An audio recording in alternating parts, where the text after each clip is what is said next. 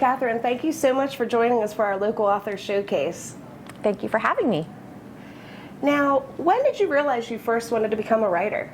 I was 12 years old, and I remember it very clearly. I was sitting on my brother's bunk bed, and we must have been doing something in school with poetry, and I sat down and I wrote a poem, and I knew right then and there, this is what I'm going to do with my life, and that's what I did. That's great. Now, how has your family supported you during your writing process? They have been wonderful. My husband has paid the bills so that I can do this full time, which has been a huge help. So I haven't had to split my time between doing a full-time job and doing my writing. That's wonderful support. Now, what has been some of the more surprising things you've learned while creating your books? How much effort goes into creating the finished product of a book. The writing of the book is the easy part. The making of this thing is, there's so many parts to it, and it takes so much effort.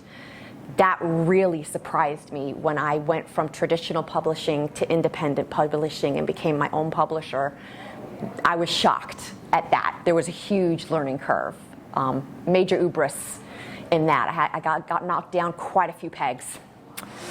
Oh, wow. Now, what inspired you to write that book, and can you tell us about it?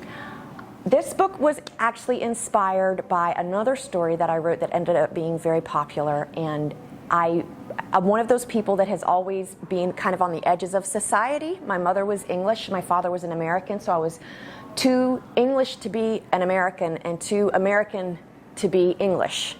So I was always kind of in an in-between space, and we moved around a lot, so I never really belonged to any particular place. And so this book deals a lot with not belonging and being ostracized, but it does it in a sci-fi setting with anthropomorphic characters.